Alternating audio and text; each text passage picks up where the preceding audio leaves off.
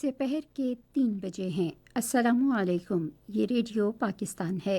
ترنم حامد سے خبریں سنیے۔ اہم خبروں کا خلاصہ۔ منتخب وزیر اعظم آج ایوان صدر اسلام آباد میں اپنے عہدے کا حلف اٹھائیں گے۔ پاکستان پیپلز پارٹی کے چیئرمین نے آج قومی اسمبلی میں اظہار خیال کرتے ہوئے منتخب وزیر اعظم محمد شہباز شریف کی طرف سے میثاق مفاہمت کی پیشکش کی توثیق کی ہے۔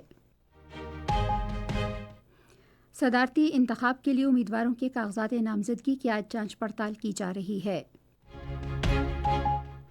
خیبر پختونخوا اسمبلی نے رواں مہینے کے دوران صوبائی محکموں کے معاملات چلانے کے لیے 159 ارب روپے سے زائد کے بجٹ کی منظوری دی ہے۔ غیر قانونی طور پر بھارت کے زیر قبضہ جموں کشمیر میں کل جماعتی حریت کانفرنس نے بھارتی وزیر اعظم نریندر مودی کے مقبوضہ علاقے کے دورے کے خلاف جمعرات کو مکمل ہڑتال کی اپیل کی ہے۔ اور پاکستان سپر لیگ میں آج راولپنڈی میں اسلام آباد یونائیٹڈز کا مقابلہ پشاور زلمی سے ہوگا۔ اور اب خبریں تفصیل کے ساتھ۔ منتخب وزیر اعظم شہباز شریف آج ایوان صدر اسلام آباد میں ایک تقریب میں اپنے عہدے کا حلف اٹھائیں گے۔ صدر عارف علوی ان سے حلف لیں گے۔ پاکستان پیپلز پارٹی کے چیئرمین بلاول بھٹو زرداری نے منتخب وزیر اعظم محمد شہباز شریف کی طرف سے میثاق مفاہمت کی پیشکش کی توثیق کی ہے۔ آج قومی اسمبلی میں اظہار خیال کرتے ہوئے انہوں نے کہا کہ حزب اختلاف کو شہباز شریف کی پیشکش کا مثبت جواب دینا چاہیے اور معاشی مشکلات سے نکلنے کے لیے حکومت کے ساتھ مل کر کام کرنا چاہیے۔ انہوں نے اس بات پر زور دیا کہ سیاسی جماعتیں میثاق مفاہمت اور میثاق معیشت پر مذاکرات کریں۔ پیپلز پارٹی کے چیئرمین نے کہا کہ عوام ملک کو معاشی محاذ پر درپیش مسائل سمیت متعدد چیلنجوں سے باہر نکالنے کے لیے اپنے منتخب نمائندوں کی طرف دیکھ رہے ہیں۔ انہوں نے وزیر اعظم کی جانب سے کسانوں کو کھاد پر اعانت دینے کے اعلان کا خیر مقدم کیا۔ بلاول بھٹو زرداری نے شہباز شریف کو وزیر اعظم منتخب ہونے پر مبارکباد پیش کی۔ انہوں نے صوبائی وزرائے اعلیٰ کو بھی ان کے انتخاب پر مبارکباد پیش کرتے ہوئے کہا کہ انہیں معیشت اور جمہوریت کی مضبوطی کے لیے مل کر کام کرنا چاہیے۔ پیپلز پارٹی کے چیئرمین نے کہا کہ پارلیمنٹ تمام اداروں کی ماں ہے اور اگر یہ ادارہ مضبوط ہوگا تو عوام بھی خود مختار ہوں گے۔ مقبول صدیقی نے وزیر اعظم منتخب ہونے پر شہباز شریف کو مبارکباد پیش کی۔ انہوں نے کہا کہ عام انتخابات میں مبینہ دھاندلی کے الزامات کے بارے میں تحقیقات کے لیے جوڈیشل کمیشن قائم کیا جانا چاہیے۔ بیرسٹر گوہر علی خان نے کہا کہ ہم حزب اختلاف کے تعمیری کردار پر یقین رکھتے ہیں۔ انہوں نے اس یقین کا اظہار کیا کہ ایوان میں حزب اختلاف کے ساتھ برابری کا سلوک کیا جائے گا۔ ایوان کا اجلاس اب جمعے کی شام 5 بجے تک کے لیے ملتوی کر دیا گیا ہے۔ صدر کے عہدے کے لیے انتخاب ہفتے کے روز ہوگا۔ امیدواروں کے کاغذات نامزدگی کی جانچ پڑتال آج کی جا رہی ہے۔ امیدوار کاغذات نامزدگی کل تک واپس لے سکتے ہیں جبکہ امیدواروں کی حتمی فہرست اسی روز شائع کر دی جائے گی۔ صدر کے عہدے کے لیے پولنگ آئندہ ہفتے کے روز پارلیمنٹ ہاؤس اسلام آباد اور 4 صوبائی اسمبلیوں میں ہوگی۔ پاکستان مسلم لیگ نون اور پاکستان پیپلز پارٹی کے مشترکہ امیدوار آصف علی زرداری اور سنی اتحاد کونسل کے امیدوار محمود خان اچکزئی نے صدر کے عہدے کے لیے کاغذات نامزدگی جمع کرائے ہیں۔ سینٹ کی 6 خالی نشستوں پر ضمنی انتخاب اس ماہ کی 14 تاریخ کو ہوں گے۔ یہ نشستیں سید یوسف رضا گیلانی، مولانا عبدالغفور حیدری، نثار احمد کھوڑو، جام مہتاب حسین ڈیہر، پرنس احمد عمر احمدزئی اور سرفراز احمد بگٹی نے خالی کی ہیں۔ یہ خبریں آپ ریڈیو پاکستان سے سن رہے ہیں۔ وزیر اعلیٰ پنجاب مریم نواز شریف نے صوبے میں عوام کے لیے پہلے کینسر ہسپتال کے قیام کا اعلان کیا ہے۔ انہوں نے یہ اعلان لاہور میں ویلنشیا ٹاؤن کے قریب پہلے پبلک کینسر ہسپتال کے لیے مجوزہ مقام کا معائنہ کرتے ہوئے کیا۔ اس موقع پر وزیر اعلیٰ پنجاب کو کینسر ہسپتال کے بارے میں بریفنگ دی گئی۔ اس موقع پر خطاب کرتے ہوئے مریم نواز نے کہا کہ کینسر ہسپتال میں مریضوں کے علاج کے لیے حکومت پنجاب بہترین ڈاکٹر اور جدید ترین مشینری فراہم کرے گی۔ خیبر پختونخوا کی اسمبلی نے رواں مہینے کے دوران صوبائی محکموں کے معاملات چلانے کے لیے 159 ارب روپے سے زائد کے بجٹ کی منظوری دی ہے۔ اسپیکر بابر سلیم سواتی نے اجلاس کی صدارت کی۔ وزیر اعلیٰ علی امین گنڈاپور نے ایوان میں یہ تحریک پیش کی۔ ایوان نے ایک متفقہ قرارداد کے ذریعے اس مہینے کی 9 تاریخ کو ہونے والے صدارتی انتخاب کے لیے اسمبلی چیمبر کو پولنگ اسٹیشن قرار دیا۔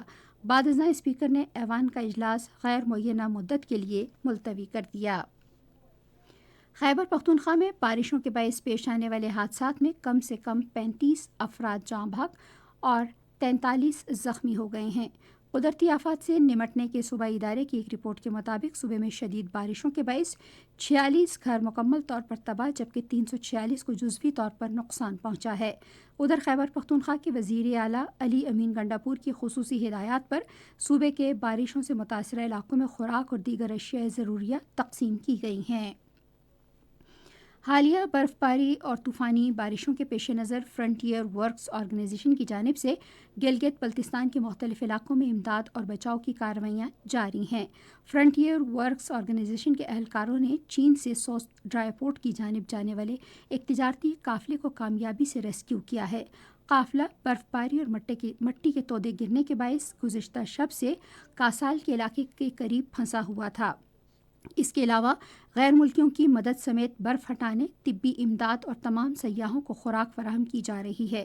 ایف ڈبلیو او نے قراقرم ہائی وے اور جگلوٹ سکردو شاہراہ پر 48 مقامات سے مٹی کے تودے بھی ہٹائے ہیں۔ قراقرم ہائی وے اور جگلوٹ سکردو شاہراہ پر باقی ماندہ مٹی کے تودے ہٹانے کا کام جاری ہے۔ پاکستان ریلوے کے چیف ایگزیکٹو آفیسر عامر بلوچ نے بتایا ہے کہ پاکستان ریلوے کو 8 ماہ کے دوران مسافر ٹرینوں اور مال گاڑیوں سے 50 ارب روپے کی آمدنی حاصل ہوئی ہے۔ یہ بات قابل ذکر ہے کہ پاکستان ریلوے کو گزشتہ سال کے اسی عرصے کے دوران 32 ارب روپے کی آمدنی حاصل ہوئی تھی۔ انہوں نے کہا کہ رواں سال کے اختتام پر ریلوے کو 80 ارب روپے کی آمدنی کی توقع ہے۔ غیر قانونی طور پر بھارت کے زیر قبضہ جموں کشمیر میں کل جماعتی حریت کانفرنس نے بھارتی وزیر اعظم نریندر مودی کے مقبوضہ علاقے کے دورے کے خلاف جمعرات کو مکمل ہڑتال کی اپیل کی ہے۔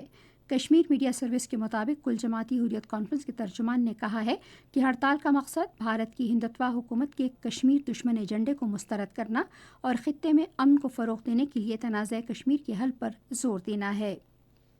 انہوں نے کہا کہ ہڑتال کا مقصد بھارت کے غیر قانونی قبضے اور کشمیر میں ہندتوا ایجنڈے کے نفاذ کے خلاف احتجاج کرنا اور تنازع کشمیر کے حل کے لیے کشمیریوں کے مطالبے کو دہرانا ہے۔ خلیج تعاون کونسل کے سیکرٹری جنرل جاسم محمد البداوینی نے غزہ میں فوری جنگ بندی اور وہاں انسانی ہمدردی کی بنیاد پر امداد کی فراہمی پر زور دیا ہے۔ انہوں نے یہ مطالبہ ریاض میں خلیج تعاون کونسل کے 159ویں وزارتی اجلاس کے دوران کیا۔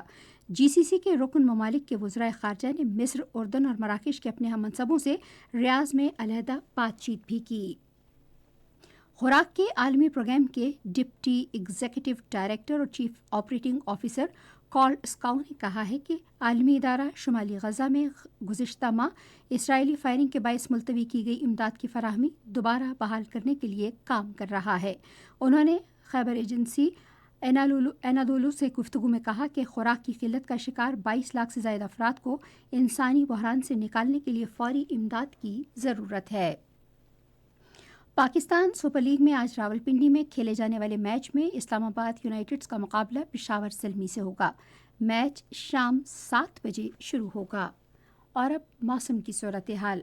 محکمہ موسمیات کی پیشگوئی کے مطابق آئندہ 12 گھنٹے کے دوران ملک کے بیشتر علاقوں میں موسم سرد اور خشک جبکہ بالائی حصوں میں شدید سرد رہنے کا امکان ہے۔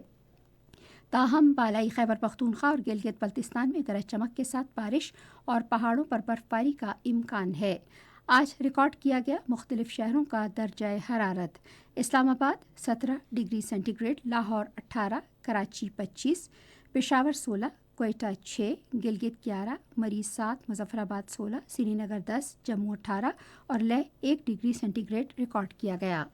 اور آخر میں خاص خبروں کے خلاصے پر ایک نظر۔ منتخب وزیر اعظم آج ایوان صدر اسلام آباد میں اپنے عہدے کا حلف اٹھائیں گے۔ صدارتی انتخاب کے لیے امیدواروں کے کاغذات نامزدگی کی جانچ پڑتال آج کی جا رہی ہے۔ اور پاکستان سپر لیگ میں آج راولپنڈی میں اسلام آباد یونائیٹڈز کا مقابلہ پشاور زلمی سے ہوگا۔ اسی کے ساتھ خبریں ختم ہوئی۔ مزید خبروں اور تجزیوں کے لیے آئیے ہماری ویب سائٹ پر radio.gov.pk اور فیس بک کے link radio Pakistan news official پر براہ راست ویڈیو سٹریمنگ بھی ملاحظہ کیجیے۔